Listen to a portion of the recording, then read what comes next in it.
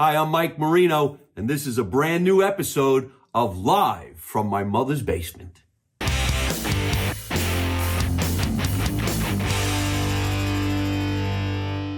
Good evening, ladies and gentlemen, and welcome to another edition of Live from My Mother's Basement.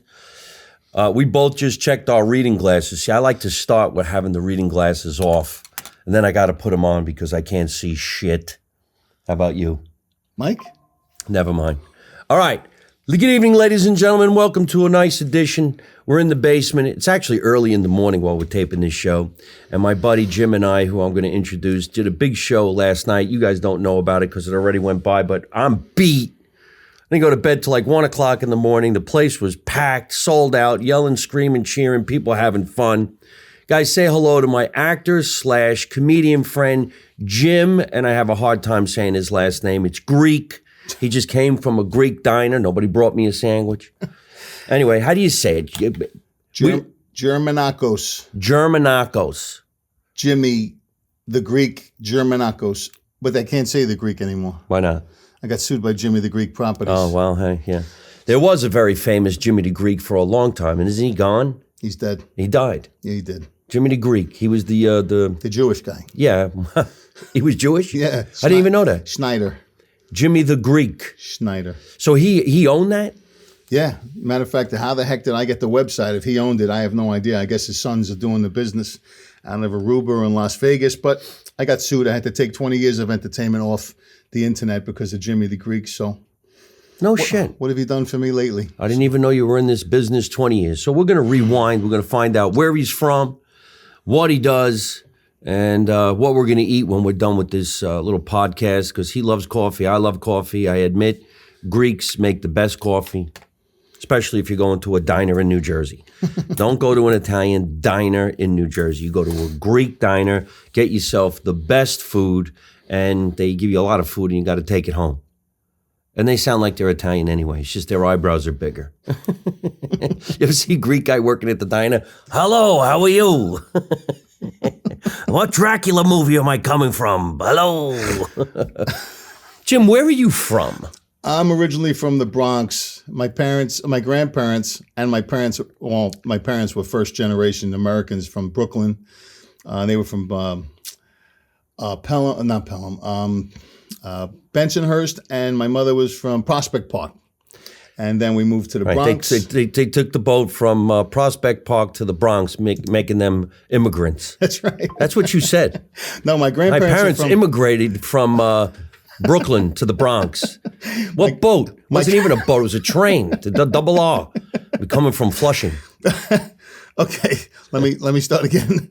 My grandparents were Take from two. Sparta. We'll be right back. Sparta. So Really? My grandparents were from Sparta. Now you got to stop on shit like this. You don't just tell people on my podcast that your parents are from Sparta and not stop and talk about the movie 300. Oh, goodness. Because that's all we know.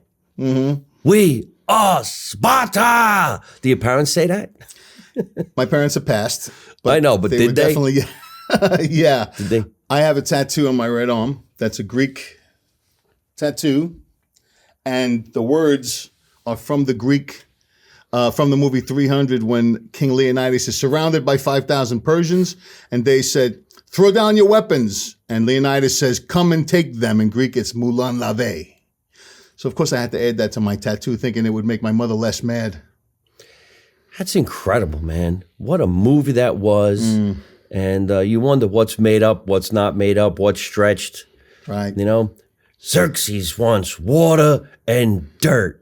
Oh, yeah, but my knee hurts. I can't kneel down. We'd rather get killed. Yeah. So, okay. So from Sparta, we came to the Bronx. My family settled in Baltimore, New York City, and Toronto.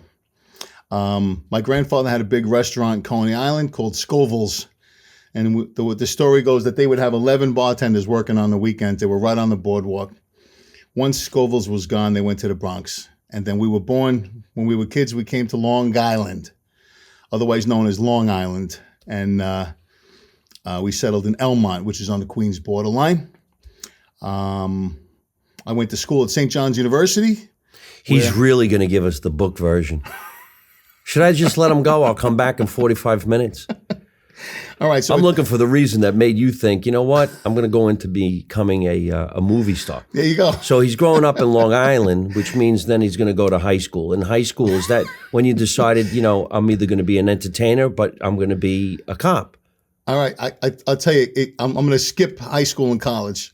I'm going to get right to acting. How's that? Go All right. ahead. So, But out of high school, didn't you become a cop? not right away. I went to work in radio and television in New York, and So you wanted to be an entertainer before you were a cop. yeah, yes, yep. I always thought it would be fun to be an entertainer. I used to sing Frank Sinatra my whole life growing up. My mother was a music teacher. My father loved the standards of Sinatra, Tony Bennett. So that's the music I grew up with. Between Sinatra and Billy Joel, I don't know much else. But a buddy of mine, Springsteen. and Springsteen, of course. A buddy of mine was a guy named Al Rosenberg. He was working in radio, and he did a commercial for Heinz tomato ketchup.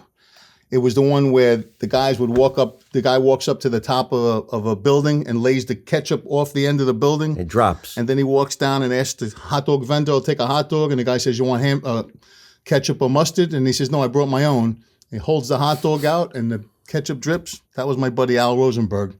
Made a fortune on these commercials. I saw it for years. He was going to do a movie, so he said, you want to come and be an extra on this movie? I can get you in. It was Malcolm X in 1992. We were filming in Rahway Prison. Let's go back to one of the most iconic TV commercials of all time. Wasn't it Matt LeBlanc that starred in that commercial? I don't know. Matt LeBlanc? Yes. I don't know. Heinz is what ketchup tastes like. Heinz is what ketchup tastes like. And he went to the top of the building. He took the ketchup because it was so thick, It took a long time to come out of the bottle. So the theory is by the time it went from the building down to the bottom, he had enough time to walk down the stairs and get that ketchup put on the hot dog. That's right. It was one of the most iconic commercials of the early 80s, late 70s, and one of the stars of that commercial was Matt LeBlanc before he was ever anybody. Wow. And the reason why I know this is because I grew up doing TV commercials and I auditioned for that spot. How do you like that? I remember we would go on commercial auditions so many days in a row that when a month went by, you'd see who booked the spot that you didn't get. I hate that. I go through that now. Or you had friends call you and go, you got that? Shit. Like, yeah, right. That's me. Yeah, well, my buddy was the hot dog vendor. There you go. So see that? Yeah, that's amazing. Matt LeBlanc. I didn't know that, but I'm going to look for, how can I look for maybe the internet now? You could probably go on Google and Google Heinz is what ketchup tastes like commercial. There was a series of them.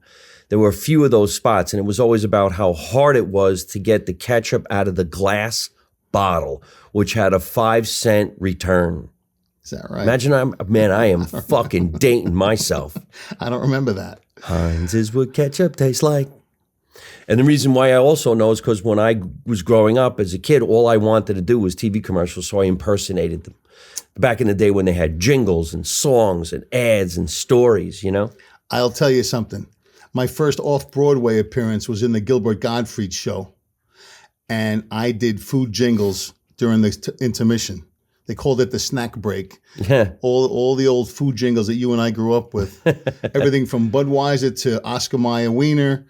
I drink Dr. Pepper. Don't you know? I'm part of the original show. Something like that. I used to look around, in a daze, but now I have the Dr. Pepper craze. Yeah. Oh, I'm a pepper. He's a pepper. We're a pepper. Wouldn't you like to be a pepper too? Dr. Pepper, drink Dr. Pepper. Yeah. And right after that, my next song was When you say Bud, you said the big number one. Budweiser beer is second to none. So when people were coming and going, I did 10 minutes of food jingles. I remember that song. When you said Bud, you said it all. When you said Bud, you said it all. That's right. I'll show you that clip. Here's one that was in black and white. You ready? Yeah. Use Ajax, ba-bum-bum, the Blue Dot Cleanser, ba-ba-ba-ba-ba-boom, with the extra strength to get things clean, even tougher food stains. I don't remember that one. Yep. First came out in black and white. I don't know how the hell I know it. How do you like that? Maybe because, no, you know why I know it? Because I have the Twilight Zone collection, And in the Twilight Zone collection, they showed you the commercials that ran during the first episodes, like Lucky Brand cigarettes, when he was actually smoking the cigarette without the butt. Wow. Imagine that. Yeah. Rod Serling would do the commercials, and he would come out like this, when I like a good butt, I like the Lucky Brand butt. He was calling it a butt. Butts. Isn't that something? Back in the day. Now, if you call it a butt, they might think you're weird. I've been smoking butts. Well, hey. 2024. Try everything once. Nothing like setting a butt on fire. So when you were in high school and you thought, okay, I want to be in the showbiz world, what made you go into the police officers category? Well, believe it or not, I had my scholarship in university to play the saxophone, and I was used to gig doing music. Even on a senior variety show in high school, I was singing Billy Joel and playing saxophone. I remember seeing a band. I was about 18, and these guys were all 35 and 40 years old doing Springsteen. Yeah. And I said, you guys absolutely need a saxophone player. What are you doing riffs on the keyboard? You need a saxophone player. And they said, we don't have a saxophone player. I said, all right, I'll play for you. And that was that. Next thing you know, I'm playing weekends, sneaking into the bars saying, yeah, I'm 21, playing the saxophone for a Springsteen cover band. But when I went into the cops, it's just something I always wanted to do. And I was all set up. I was working for the New York Giants radio networks and television networks, and I was supposed to go into Manhattan and work for CBS Sports, and I took a huge pay cut to go become a cop because that's what I always wanted to do, and I thought I could help people. But so where were you a cop? When did it start? In Nassau County, 1993. I went on, spent 21 years as a cop, and working in Freeport, in the village of Freeport. Where's that? Connecticut? It's Long Island, South Shore. It's about halfway out in Nassau County. The southern shore of Freeport is on the water. The northern shore is in gangland. So that's where we spent most of our time. As a cop, did you ever shoot anybody? You kill anybody? I can't say. Oh. We're still pending the civil suit. Oh, really? No. Yeah, we were in shootouts, but... you ever get shot at? You ever get shot? Never been shot at several times, yeah. Yeah? When you're getting shot at, you're like, holy shit, this is fucking it. I'll tell you a quick story. I'll be right back. We had a guy coming to the door. We were watching him from outside. He was coming, thinking he was going to rob somebody inside. Had gun in each hand. Inside what? Inside house? a hotel room. Had a gun in each hand, put him in his pockets, took his hands out of his pockets. Our surveillance team said his hands are out of his pockets. I was at the door with my hand on the doorknob. He knocked on the door, and my buddy next to me has a machine gun, says, if his hand is on the gun, I'm going to kill him. I said, oh, please, his hand be on his gun, I'm going to go deaf. And that was all I could. So he knocked on the door. I opened the door. He went, and his hands were still out of his pockets. So I tackled him over the railing. We fell one story into the bushes. And I said, you're so lucky. But yeah, it was kind of harrowing at times. It was fun, though. I don't know. I'd rather play one in the movie. This way, when they say cut, I'm like, take it easy. Here's your gun back. See ya. Have a nice day. That's fucking brutal. Now, you have a twin brother. I do. Now, we never really talked about this much. You've been laying it on me now, and I've never seen the Biggest Loser, so I'm not familiar with the reality show that you guys were on. So that's right. Now, your brother, his name is what? Bill Williams. No, Bill. His name is Bill. William. We call him Bill. Oh, so you and Bill are brothers. That's right. Now, was he a cop? No, he was in business. He used to do sales and pharmaceuticals and motivational speaking and all that. And so you guys are identical twins. Right. Right. So then when did this come to be The Biggest Loser? Well, let's see. We were heavy. I used to watch the show The Biggest Loser, and I used to say, look at these people that all they have to do is train and eat and exercise with a trainer, how lucky they are. They don't have to worry about paying their bills. They don't have to worry about taking the kids to school. They're on an enclosed environment. I'm going to audition. So I went to Rockefeller Center to the NBC Experience store. I waited online all night. I walked in there. I said, I'm a cop. I'm overweight. I want to go on a show. And then they said, great. What was your aha moment? I said, my aha moment was chasing a guy with a friend of mine who caught him. I couldn't keep up. I got there. They were wrestling for his gun. And I said, yeah, if this guy had been killed, it would have been on me. So I said, time to lose weight. How much do you weigh? I said, I think I weigh 280. But that's because my scale only went up to 280. I don't know. I was like 360 pounds. So we went on the You show. were 360 pounds? Yeah. And that's when you decided, I'm going to go on The Biggest Loser. That's right. That's right. Well, your brother was 360 pounds? He was like 345. So my But you father guys was look big guy, identical? too. Yeah, we're identical genetically. Matter of fact, my brother has a medical problem, and I had to go check it out to make sure I didn't have it, and I've got it. But yeah, we're identical. So we went on the show. We weren't teammates. We were partners. We weren't partners. We were against each other. I got voted off the show really early after 5 weeks. He spent 5 months there. I ended up losing more weight than anybody ever on the show while I was home. He ended up coming in first because he was a finalist. I ended up coming in second, and then we became the Biggest Loser twins. But if he was on the show for 5 months, how come you didn't stay on the show? I got eliminated. They vote you off if they think you're a threat. It's got to go from 18 people down to 4, and they vote people off once a week. A threat to what? To win by losing more weight. So the person that loses most weight in percentage wins, but only if you're a finalist. So they sent me home. I ended up losing 150 pounds in 6 months at home. And that's why they wanted me to put a book together that was called The Blue Collar Workout. They wanted to know how. Hold on a minute. I think everybody's watching could say the same thing. I'm so fucking confused. Yeah. He gets voted off, but he loses 150 pounds at home.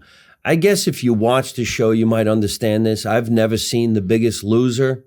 So you went home and still stayed on the diet or the program? Yeah. But they weren't filming you. No. No. Then how'd you get back on the show to say, hey, look, I lost 150 pounds? Okay. So the filming for the show starts in April, goes for 4 months. Then everybody goes home for 4 months when it starts on in the fall TV series. From September to December, we're watching what we did in April for 4 months, but we are home losing weight, and then we come back for a grand finale in December. That's when everybody shows how much they lost over the last 8 months total.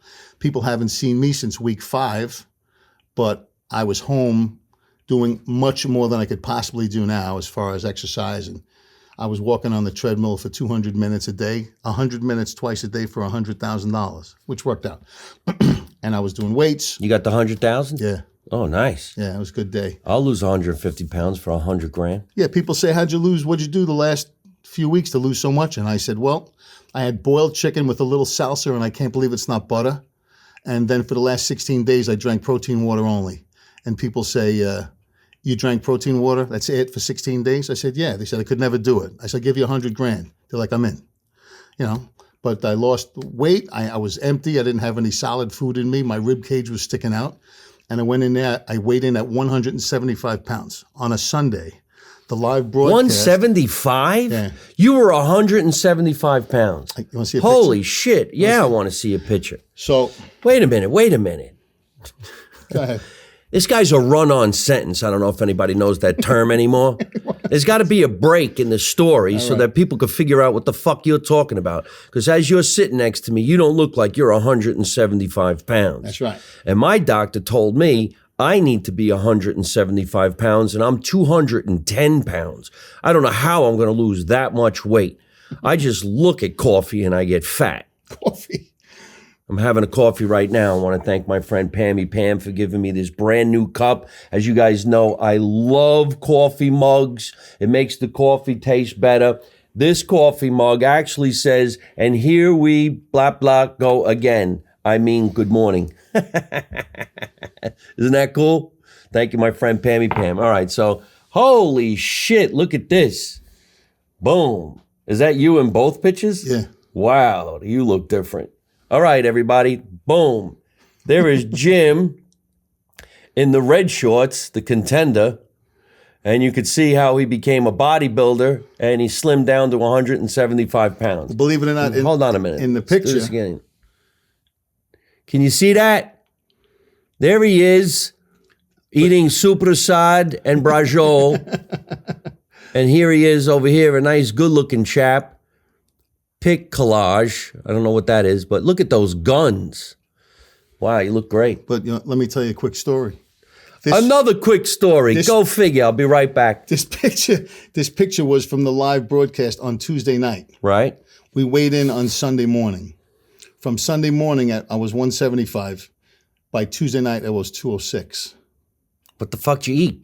Everything. Oh, wow. So I was 206 in this picture, but the scale said 175.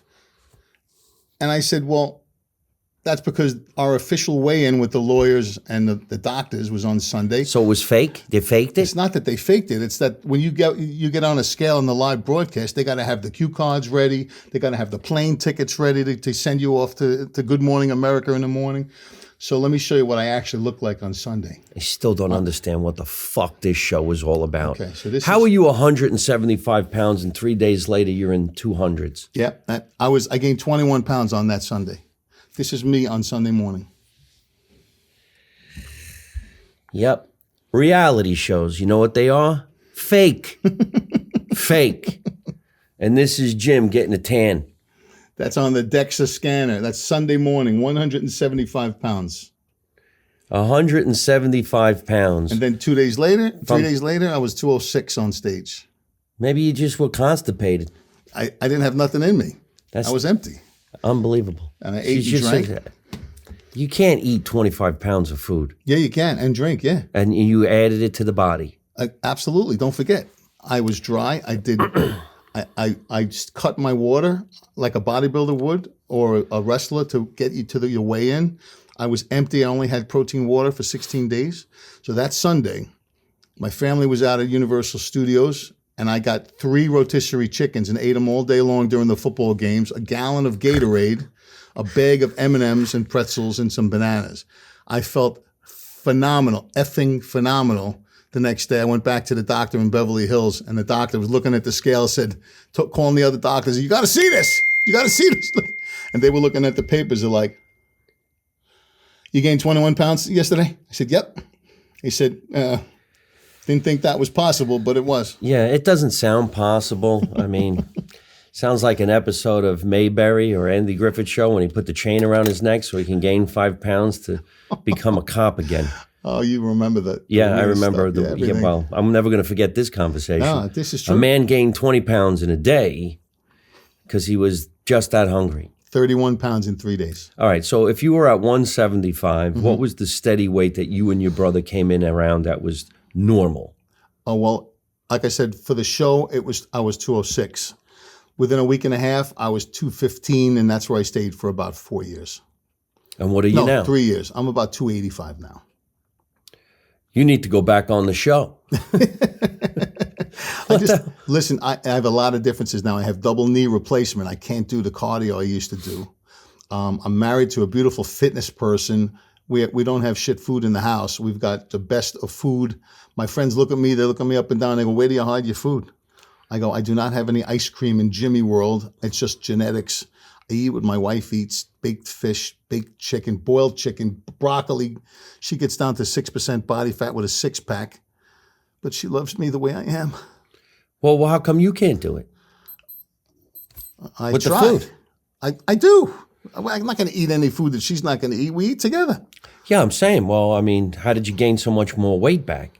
Well, let's see. When they gave me $100,000 there 12 years ago, I spent it on pizza. Yeah, I understand that. I would have bought the pizza. And then I stepped in a hole on Jones Beach that some kid was digging with a Pringles can. My foot went down up to my knee, and I fell forward. That was the end of my knee. Oh. So I had 3 surgeries and then knee replacement in that knee. The other knee came shortly after. But I don't walk with a limp. I could do pretty much everything but ski. I haven't really ran yet because I don't want to tempt it because I'm 285 pounds. But are you and your brother still in the reality show limelight? No. I think we both went from. As a matter of fact, when I came back with the big guns and about 10,000 people on NBC.com said this guy's obviously on steroids. They were even naming all these weird drugs, and I said I'm a cop. I can't be on steroids.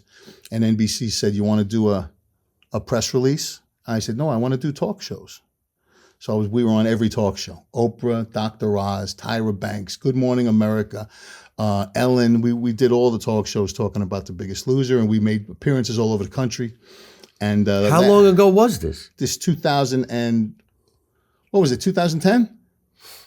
Yes, it was a while ago. It was like 14 years ago. But then Bill went on to become a motivational speaker. I went back to the cops, and then I got a buddy of mine from Staten Island. I told him I was running on the Long Beach boardwalk. Every day I was doing about 4 miles. I was thinking about doing the marathon.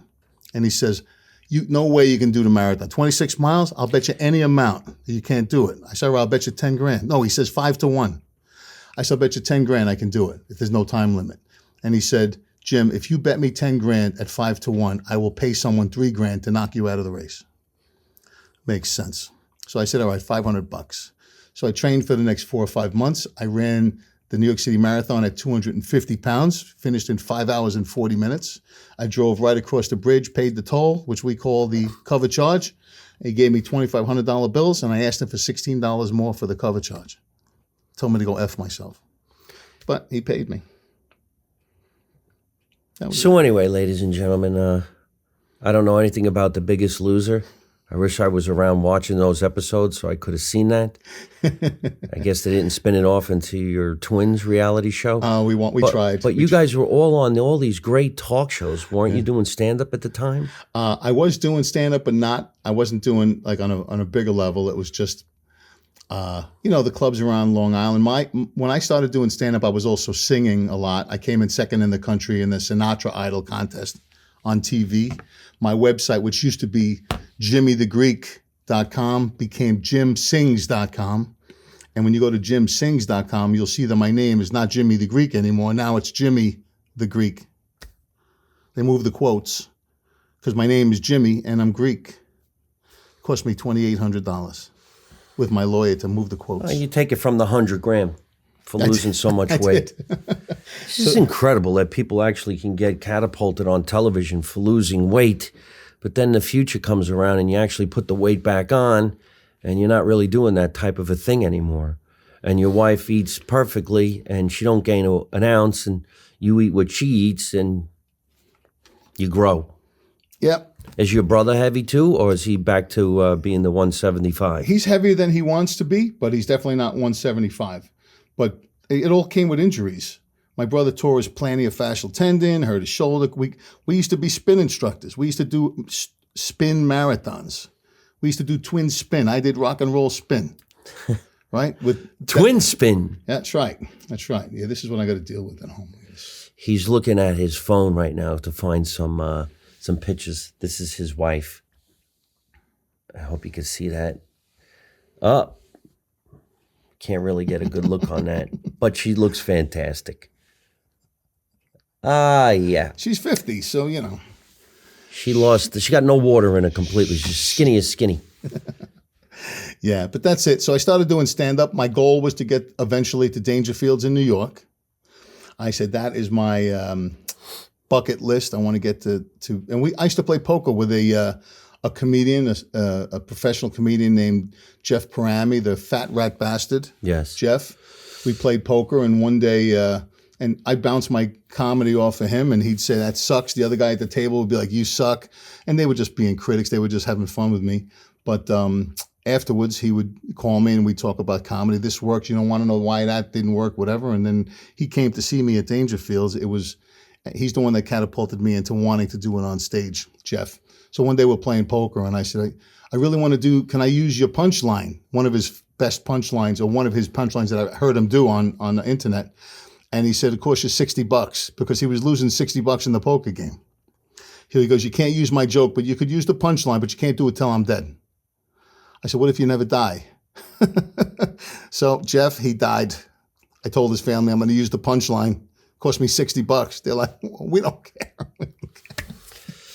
So yeah. Jeff Parami is a stand-up comedian. Has been around a really long time. They called him the fat rat bastard because he would always say that in his act when he would work the crowd and he would see somebody and say, you ain't nothing but a fat rat bastard, you fat rat bastard. Wonderful guy. Last time I saw him, believe it or not, was at my mother's funeral, and him and a bunch of guys came to pay their respects. But he had an ongoing thing at the Borgata in Atlantic City, and he was the comedian that opened for, let's say, a Flappers old school dance. So it was really, really great. Unfortunately, guy left a little too young. Yeah. But sometimes when a comedian will say to an up-and-coming comedian, you can have the joke, give me $60, it's because it's not his. Okay. It's somebody else. And they're called street jokes or a joke, party joke. A party joke anybody can tell. If you do a joke that comes from some comedian's act and he has a copyright on it, then you're going to get sued although we all come up with the same shit, it's the way you do it. I actually own the copyright on a bunch of my bits, so that if somebody else says it, I can say, you owe me money, and a lot more than $60. Yeah, well, he was losing 60 at the poker table with us. So he goes, all right, give me $60, you fat rat bastard. You could do my joke when I die, but you can't do the joke. You could just have the punchline. And I'm like, okay. I put 60 on the table, not thinking in a minute that he would actually take it. He went, you fucking idiot. Well, what's in the future for you now? You know you're working on a couple of TV shows, some movies and stuff like that. So tell everybody what you're doing. Yep. Well, you know what? When I went to Canada, I've been a Screen Actors Guild and AFTRA member here since probably around maybe 2007. But now I married my beautiful wife and I moved to Canada, and they did not give me. So you actually met somebody and said, you know what, fuck it, I'll become a Canadian. Yeah. So when I moved up there, I said, how am I going to act up here? Because they wouldn't invite me into the union. So I called the Screen Actors Guild, and they said, you have to drop your status in the Screen Actors Guild to something called FICOR, Financial Core. Yeah. So I dropped my status. I still have to pay them my union dues, but then I could work non-union. Tell us about the fact that you met a Canadian and you went to Canada. Most people here watching this show have no clue nor care about Screen Actors Guild or AFTRA. Well, no. It's a union, ladies and gentlemen. It's not that big of a deal. It was at one time. Now it's something that confuses the bejesus out of everybody. And if you're a live performer like I am, it really doesn't matter. I've been in Screen Actors Guild since I'm 13 years old. Right. And at that time, it was $200 to join. Yeah, now it's $3,200. But when I went to Canada, then I had to change my name. So I used to, when I was on radio in the 90s in New York, I was Jammin' Jim Monaco. So my agent said, use the name Jim Monaco. We'll do non-union. And I started doing commercials and TV. Last year was my busiest year. I had 15 commercials, 2 movies, and 3 TV series. This year I already had my 4th mobster role, because everybody in Canada, when there was a strike in the Screen Actors Guild, so a lot of stuff came up to Canada to non-union, and I walk into to an audition as a New Yorker, and I say, "What are we doing?" They're like, "You got it. Just get the hell out of here." Everybody else tries too hard to do the accent, which we have. And what's funny is that Mike and I were both asked to audition for the same role. Oh, is that right? Yeah, you remember the guy? I didn't get an audition. She said to me, you got an offer. I never saw the offer. I think everybody's full of shit anyway, so. But it was another one of those mobster roles. Did it go down? Did you get it? I didn't get it. I went to 2 callbacks, didn't get it. But I've been busy. I've been busy acting up there and doing some comedy, and just trying to keep pushing forward, writing, trying to be funny and trying to keep singing as much as I can. The songs of Frank Sinatra. Well, we did a show together, and you guys won't know about this. Maybe we'll see if we can't get some clips, because we're pre-recording right now. But we were together last night on a stage in a theater called the Brooks Art Center in Bound Brook, New Jersey. We had a couple hundred people. The show was a lot of fun. How'd you feel? I felt great. It was a lot of fun. Beautiful theater.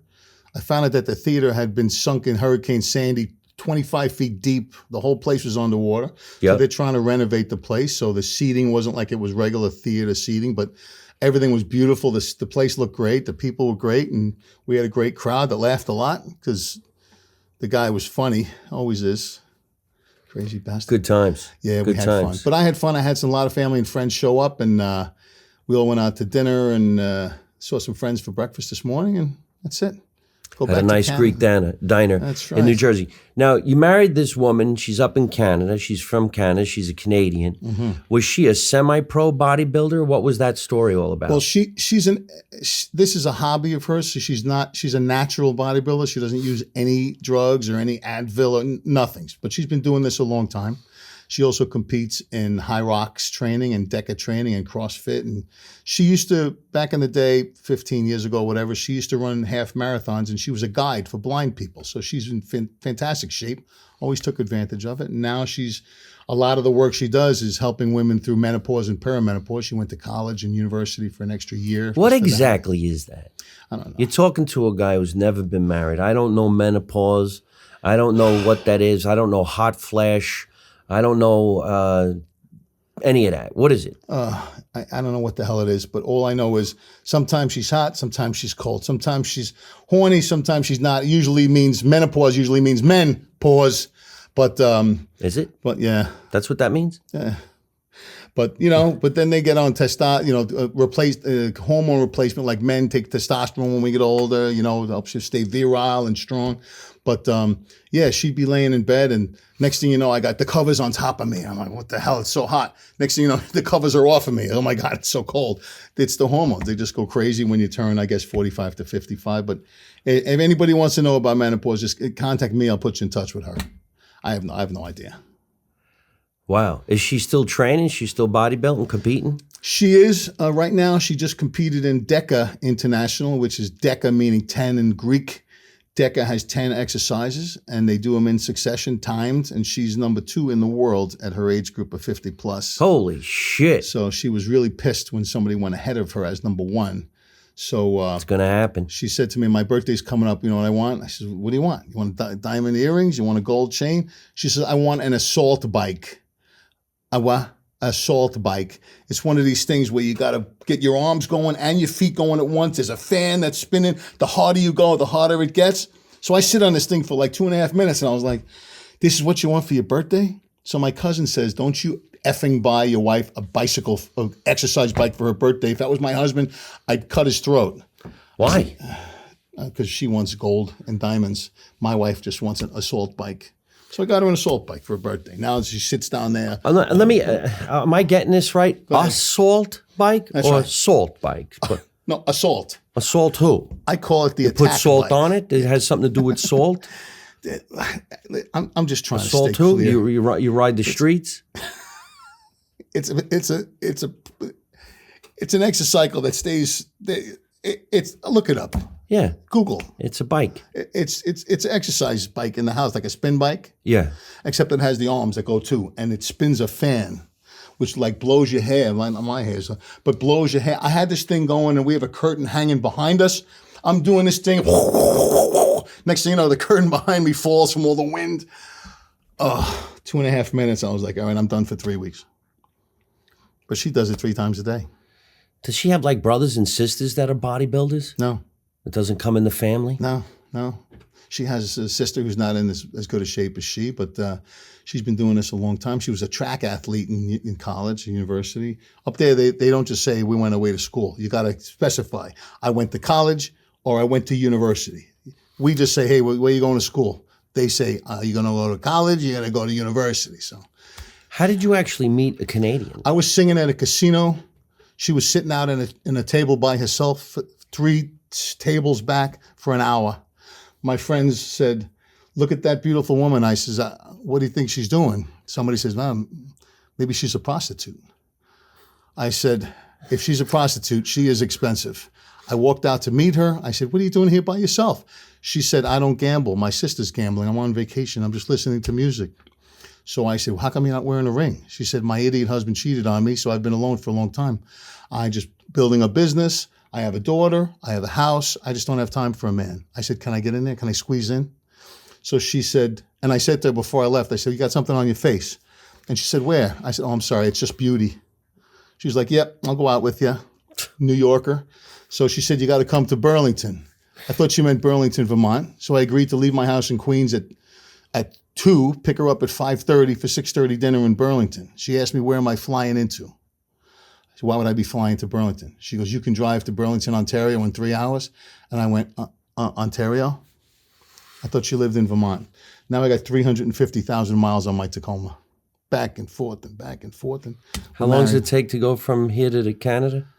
From Queens to Burlington, Ontario is about 7.5 hours in her car, 8 hours in mine. I just got to stop for a couple of times for gas in my car. Right. Holy shit. How about a flight? Yeah, well, I can usually fly to Buffalo back and forth for about $100, and that's quick. And then it's an hour from Buffalo Airport to Burlington. Right. That's it. So it was kind of like a long distance relationship, like when the character name was Bernie Suchek, I think. It was a movie. I forgot what it's called. But Jim Belushi was in it. John Belushi. Continental divide Oh, yeah. in a long distance relationship. Yeah, that's right. And in New York, he was a writer for, I think, a sports magazine.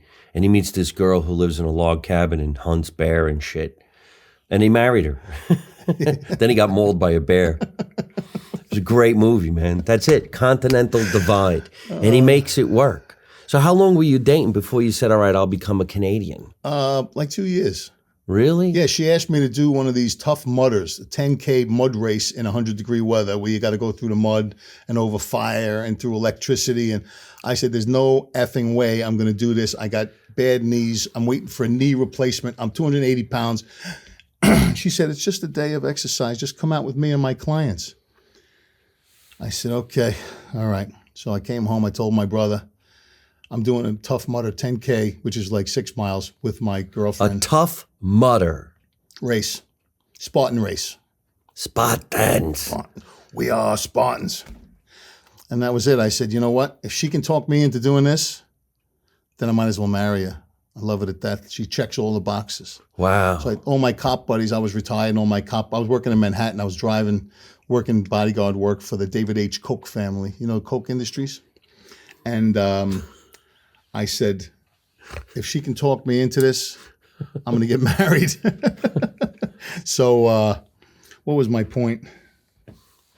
I can't remember my point. But my friends It's from a the cops, run-on sentence. my friends from the cops said, you move into Canada, you're going to get a dog sled and an igloo. I said, that's Alaska, you idiot. And it happens to be America too, you moron. Hey, listen, I want to impersonate Jim. You guys ready? Watch this.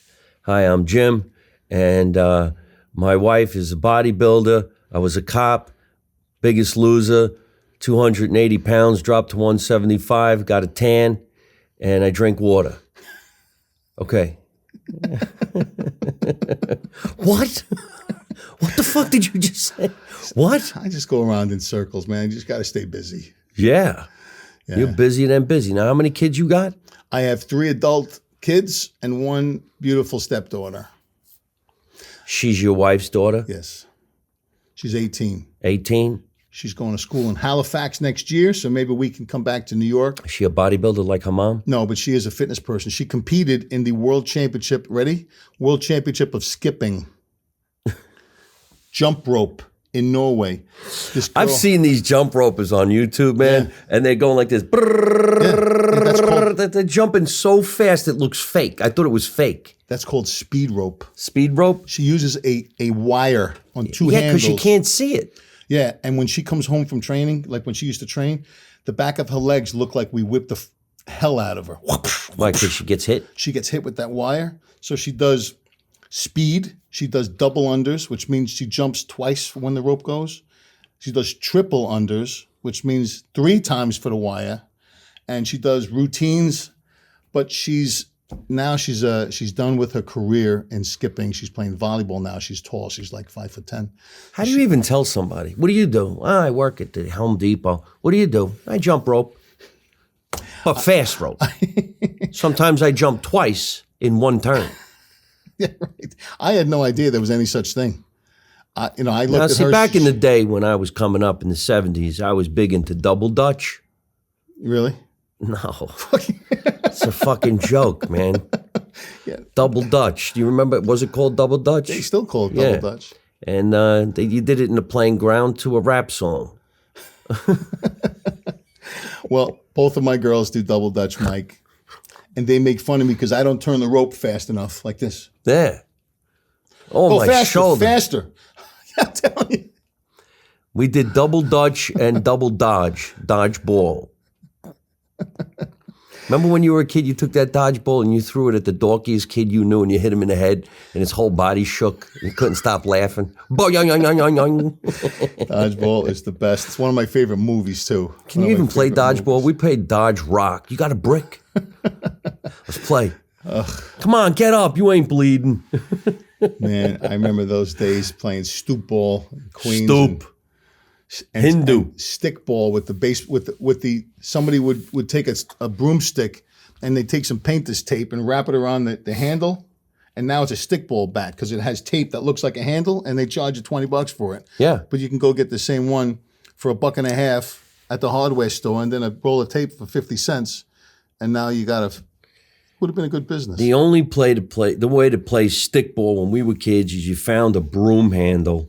That's it. You snapped it so that it was about 4 feet instead of 6 feet long. Put some tape on the bottom of it if you could find it. And then I think 10 kids on the block had one ball between them. Spalding, pink. You cracked that fucking ball, and it went down the sewer. We always had the same guy who had the hanger with the hook on it. And then he hung the kid down there. Yeah, the little basket. And you hung your friend down over there. Get it. It smells. Just shut up or I'll drop you in. Remember that guy? Oh, yeah. Put him in the grate. He's the smallest one. Our guy was Little Joe Canizzo. See? He even had a nickname. Little Joe Canizzo. What happened to him now? Well, he works in the sewers. But if you hit it on the roof, all of a sudden it was a home run. You're running around the bases like, you dumbass. You Game lost over. The ball. Game over. Game over. Where are we going to get another ball? Remember the ball had a slice in it and it didn't even work anymore, but you still played with it? Let's collect cans. Cans, make a couple extra dollars. Go get a ball. Like that movie. Like being the Little Rascals. What's that movie, The Sandlot? You remember when they lost the ball? The dog? I didn't see that. You didn't see Sandlot? Nah, Sandlot was a remake of the Little Rascals. I watched the originals, black and white. Give me Chubby, give me Farina. Oh, yeah. Yeah, little Butch. He was my favorite. Butch, yup. Butch. He wasn't even supposed to be the tough guy. He was supposed to be just a regular guy. He turned out to be tougher than anybody. What was your favorite I noticed episode? it because I got the history of the Little Rascals, too. I watched that shit. I got the history of the Little Rascals, the history of the Twilight Zone, the history of Barney Fife. Yeah, Mayberry. Mayberry. Andy Griffith. The Andy Griffith Show. You want to know my favorite episode of The Little Rascals was? What? The one with the cave and the giant. Yeah. Remember that? treasure Yum, yum. chest. Eat 'em up. That guy? Yeah. The big guy with the beard. My daughter has a big burly boyfriend now out in Colorado. Reminds me of that guy with the beard and the hair. One of the greatest things about the Little Rascals was the music. How did they create this funniest, craziest music? Think about the music that backed the Little Rascals. That was a full-blown band. That was like a 22-piece band, an orchestra, and they made the dumbest, funniest. It was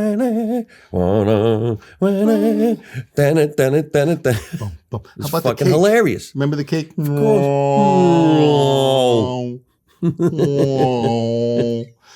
Oh, they don't make. Oh, That's right.